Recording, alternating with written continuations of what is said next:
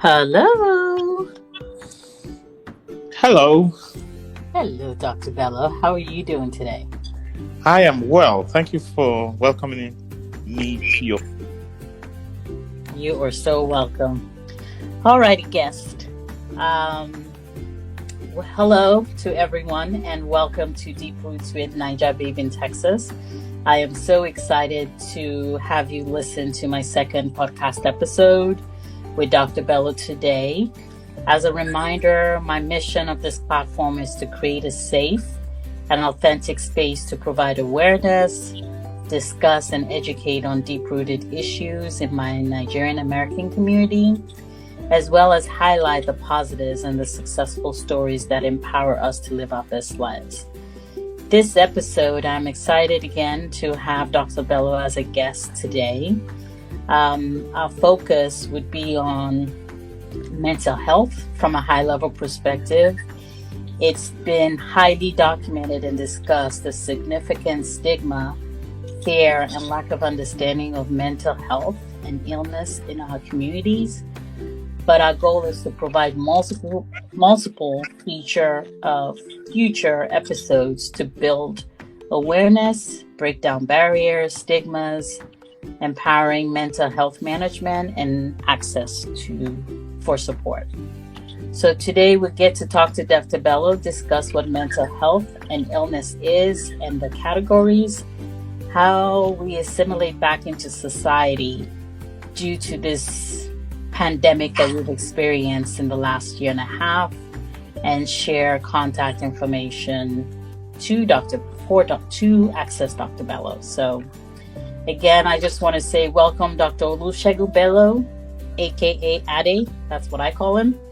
He is a board-certified psychiatrist, born in Leeds, England, and grew up in Nigeria, West Africa. He currently lives in Buffalo Gap, Texas, and is the medical director for Oceans Behavioral Hospital and maintains a private practice called Eden Springs Behavioral Services. So again, welcome Dr. Bello. How are you today?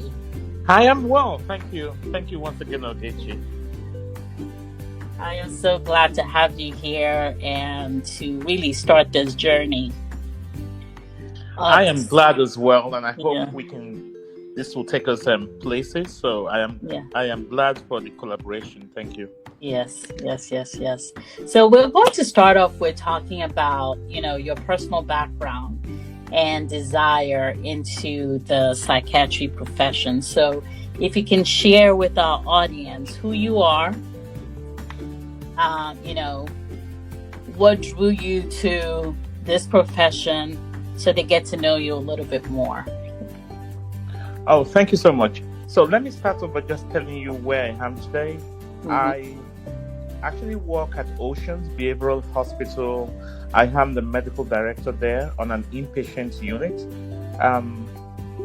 I also run a private practice since 2017, which I run in the evening. So usually catering to people who work or who can't take time off work to address their needs.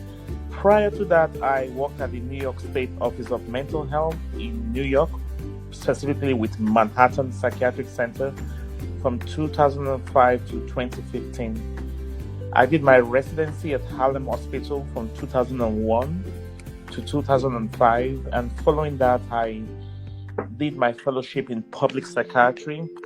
This was also in Columbia University, and while doing that, I also was opportune to get a scholarship to do to receive my Master of Public Health with a concentration in health policy management at Columbia University as well. I also volunteer for the Physicians for Human Rights, essentially writing reports for refugees who have suffered trauma in their home countries and trying to seek asylum here in the United States. Who am I? Like you rightly said, I'm Ade, actually Olusegun Bello. I'm married to Olusegun. She's an attorney by profession, and I'm blessed with 2 children, a son, 15-year-old, and a daughter who's 13 years old. We've been married for 18 years and grew up in Nigeria, Lagos. I come from a single parent household. My father is an electrical engineer, and my mother is a psychiatric nurse manager. Most of my education was primarily in Lagos, in Nigeria. My primary, secondary, and my medical school was all in Nigeria.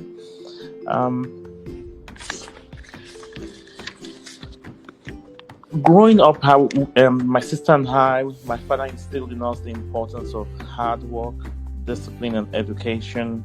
And I'll say my mother was a very fervent prayer warrior, and so she instilled in us also the need to always pray and also to help everyone. We routinely called my mother's place Hotel de la Florence because she always took people in. So going straight to my career choice, when I finished medical school, I had a passion actually for obstetrics and gynecology, but upon getting to England, I was working in a nursing home, and through chance, or as God would ordain it, I happened to work in a nursing home, and that was it for me.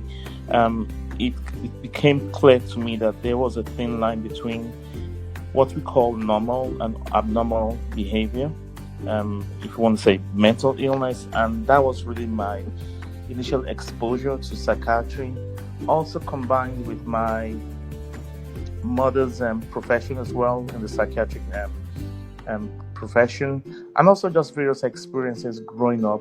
It was clear to me that psychiatry was it for me. I've never looked back since then. So I guess in a nutshell, that was it for me. My sojourn into psychiatry. Oh, that's awesome. And just listening to you, we have a lot of similarities in our backgrounds.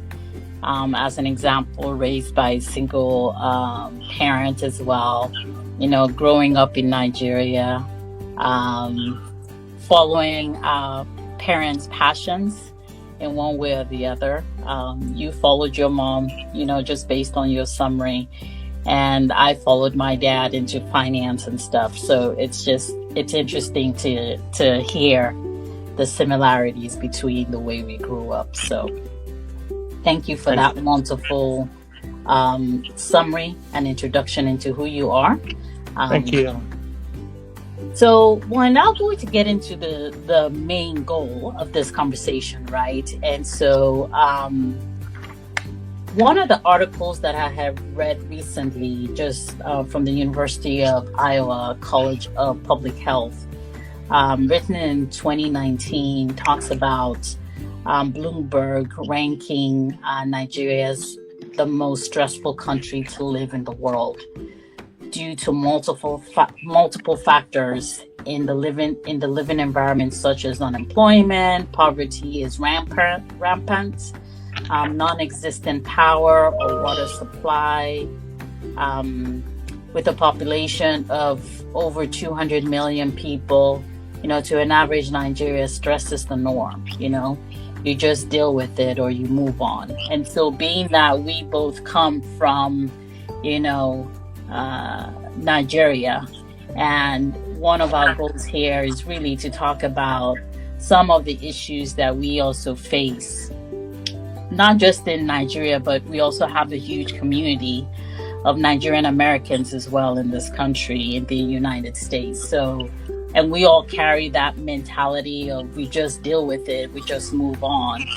And sometimes I always wonder what that impact is to our mental health, right? So my question really is around what is mental health, or what is mental illness, and what are the different categories of it?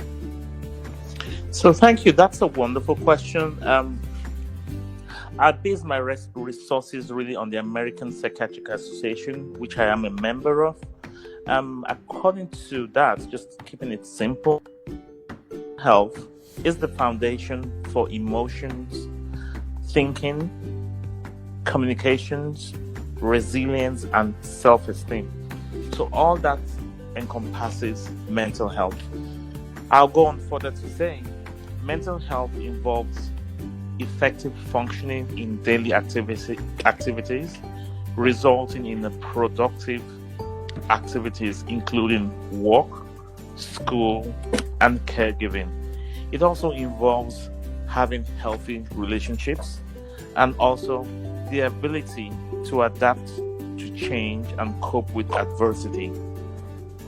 As you would see, mental health definitely involves our total well-being and how we function as a human being. Contrast that with mental illness.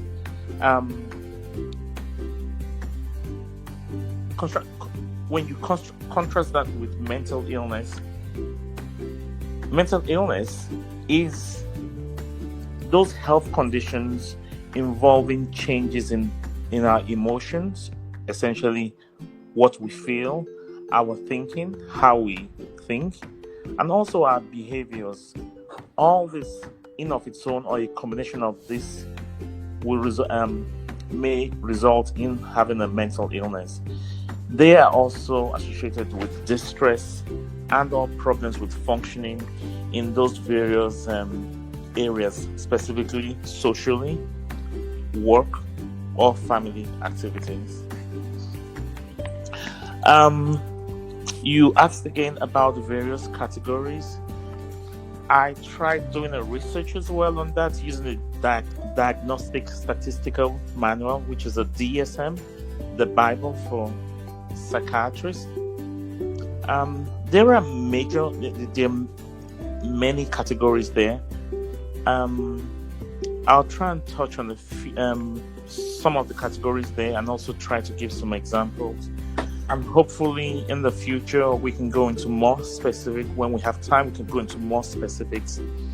But overall, the categories include psychotic disorders. A specific example here may include schizophrenia, mood disorders, and a specific example here will be depression, anxiety disorders. And anxiety here might be obsessive compulsive disorder. The neurocognitive disorders, including delirium, and the major and mild neurocognitive disorders. A specific example there will be dementia. You also have the substance-related and addictive disorders. This will include problems with using illicit drugs, including cocaine, heroin, and also alcohol as well.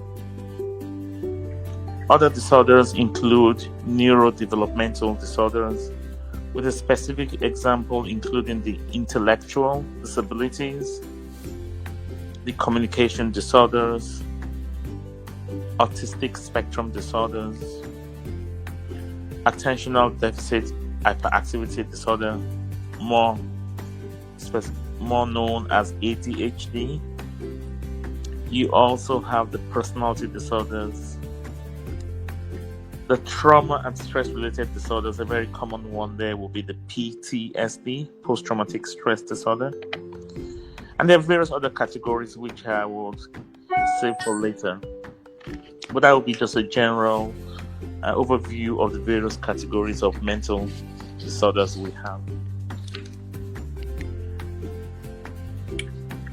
Thank you so much for that. Can we talk a little bit more about the mental health, right? In general, how we maintain a good mental health.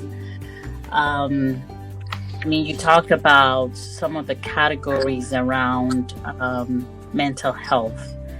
And please correct me if I am saying this wrong, but one of the examples that I heard you say has to do with relationships, just adapting to change and things of that nature. So how does someone optimize one's mental health so we don't get into the mental illness examples that you provided? So Before I go on further, I just wanted to quickly touch on a few statistics here. I wanted to start off by saying mental illness overall is very common. In a given year, this is a statistics also from the American Psychiatric Association, and we would say nearly 1 in 5 people in the US, adults, experience some form of mental illness. That's about 19%. We'll say also 1 in 24, which comes to about 4.1%, has a serious mental illness. And also about 1 in 12 people, which comes to about 8.5%, has a diagnosable substance use disorder. This is all within in a given year. Despite the statistics, it's worthwhile to know that mental illness is definitely treatable. And also that the vast majority of individuals with mental illness continue to function in their daily lives. So it was important for me to give the statistics just to answer your question. How do we optimize mental health? So the general examples I would say and will be just looking at it from a biopsychosocial way of thinking, essentially looking at the biological factors. This would include things like genetics, our family, what we bring, based on quote unquote what we bring from our parents or what we are born with. Then you also have the psychological factors and also the social factors, our environment, what we're exposed to. So understanding this, because most of the illnesses that we have in mental illness tend to have what we call a multifactorial etiology, in the sense there is no one specific cause of mental illness. It tends to, the teaching is, there is a biological, we come with some genetic loading, and in times of very stressful situations, this may trigger on the emergence of a mental illness. So understanding this helps us kind of address how to optimize our mental illness. So I like to go from when the mother is carrying our infant, it goes on to say to promote good maternal health, like from good nutrition, from when the child is born, from the experiences up until the child is born, from the experiences the relationship between the caregiver, the mother or father, and the child, the exposure to trauma or not. All this tends to shape the patient, and also tends to build on also their resilience and how, if they would succumb to expressing a mental illness or not. So it's very important, including even as we age or even as we grow up, to be mindful, for example, of our relationships, of our support network around us, people we find that we feel we can trust and speak to, that helps encourage us and kind of promote some positive attributes in ourselves. Also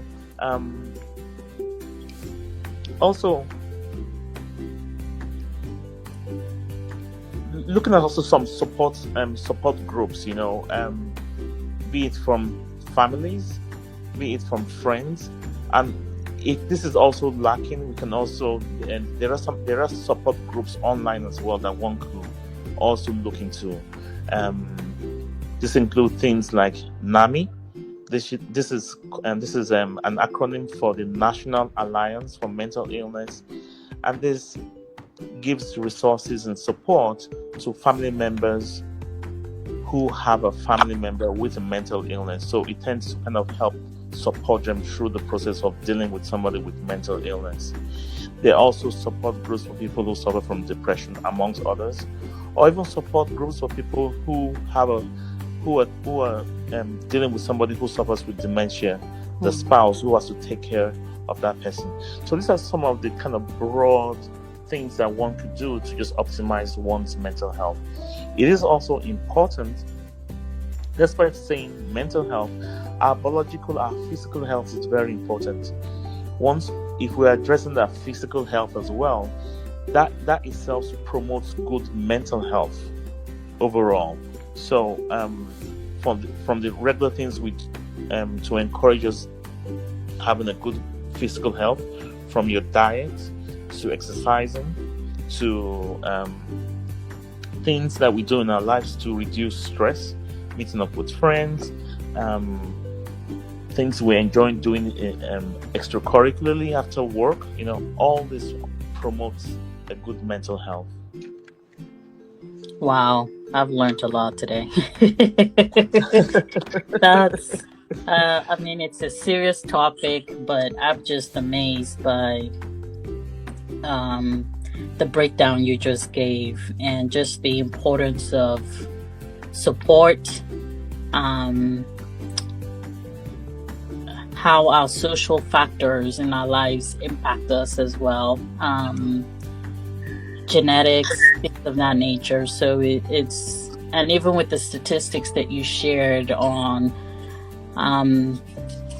the number of people who are impacted, with some form of mental illness, it's important that people remember that they're not alone, right?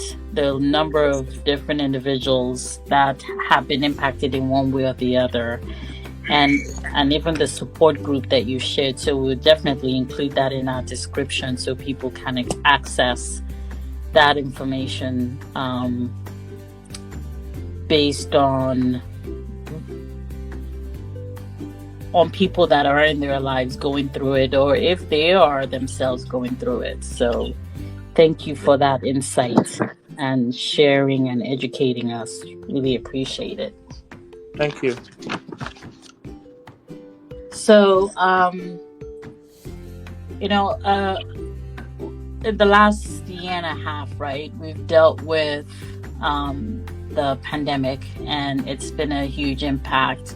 And even just listening to the statistics that you gave and just talking about those were statistics from last year. If I'm not if I capture that incorrectly, please correct me. But I believe it's data from last year, and so it makes me also wonder what the impact of the pandemic has. It's not specifically last year. It's like any given year. But you're right. Yeah. Then you would want to assume with the pandemic, these numbers may definitely increase. We may see an upsurge of mental illness, or at least the appearance of that, especially during the pandemic. Yes. Yeah. So we know that people were impacted by the pandemic in one way or the other, right? It's just the fact that you don't have access to those support systems that you have, the things that people love to do, like working out and exercising, we were limited by that in one way or the other, right? So as we are now assimilating back into society and trying to get back to normal due to the fact that we have the vaccine, and I would encourage people to go get vaccinated. At least talk to your doctor or your healthcare professional to make the right decision for you and your family. But I believe in being vaccinated, and I'm vaccinated myself. So as we are vaccinated and trying to get back into some normalcy, right? How would you suggest that we get ready to assimilate back into society through our work environment? Because there are a number of people who've also been working from home for a while, and now they're just different options being available. And some people didn't have that luxury, right, of being able to work from home. So how do we encourage people, as we've been vaccinated, to get back into society would be my question. So I wanted to start off by saying the pandemic itself,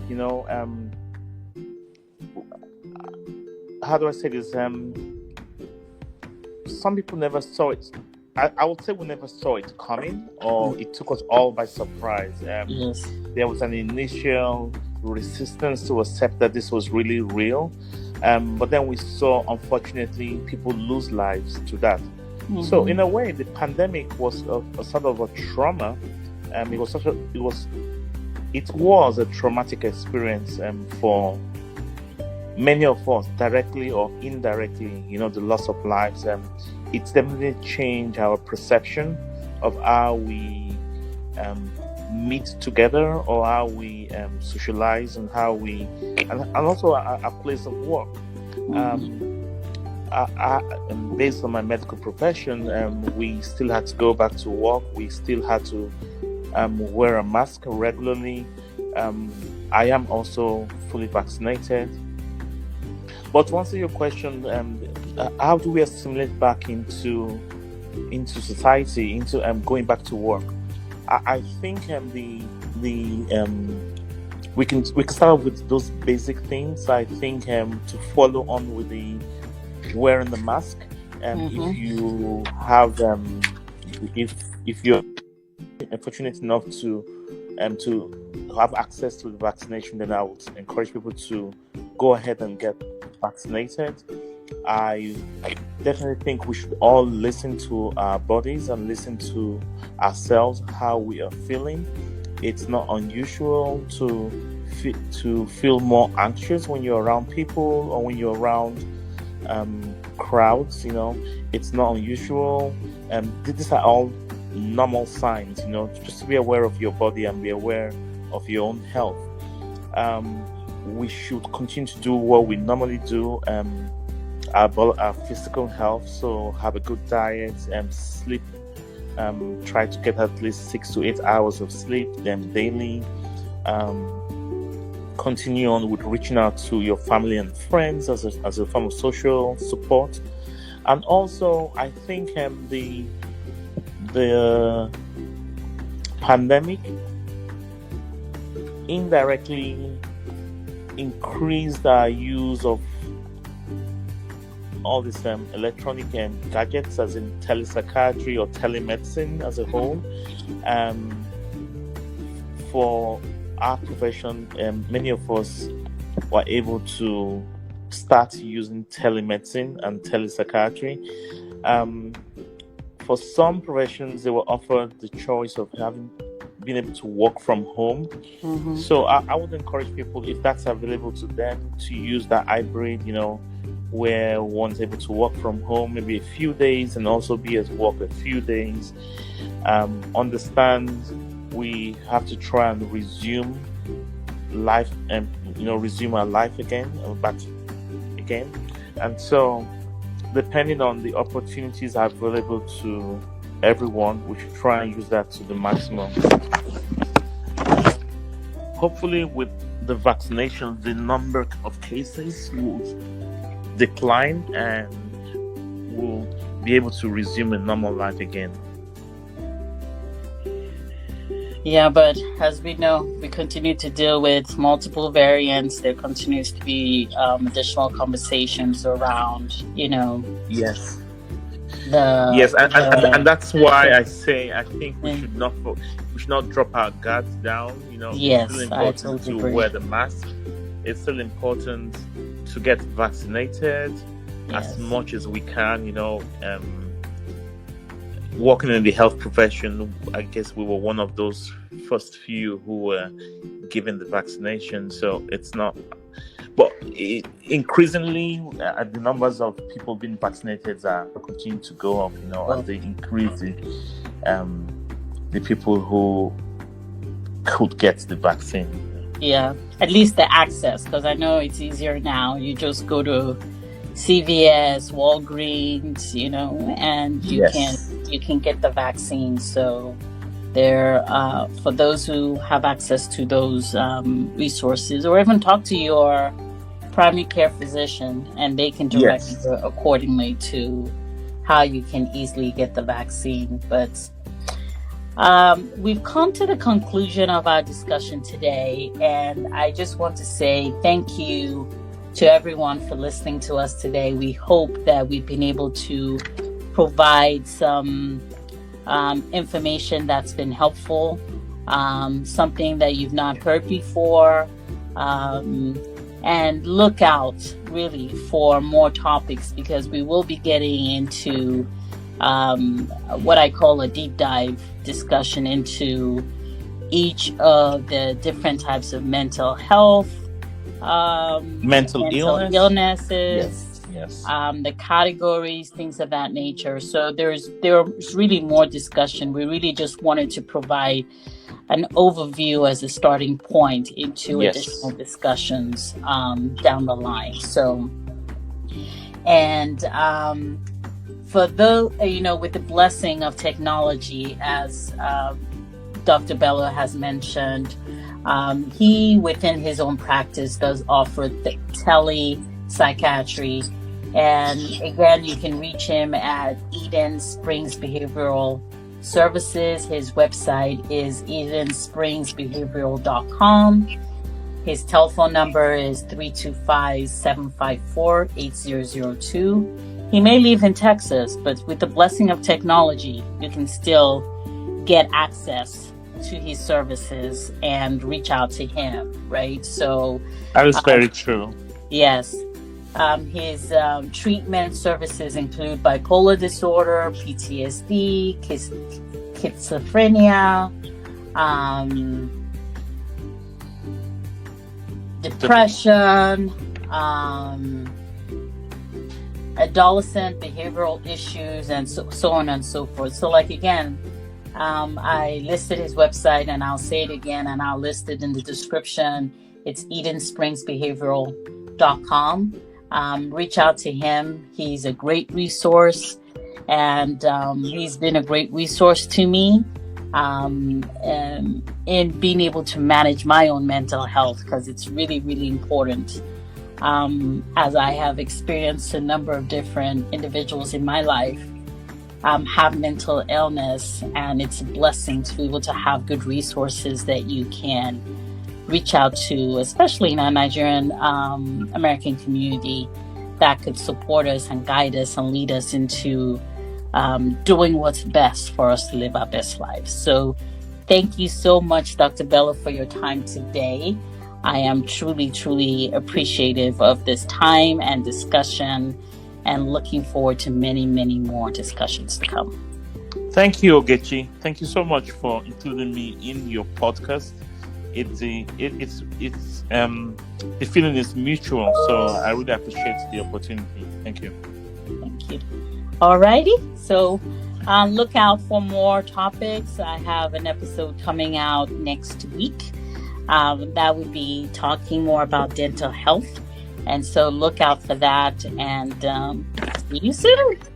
Bye, everyone. Bye.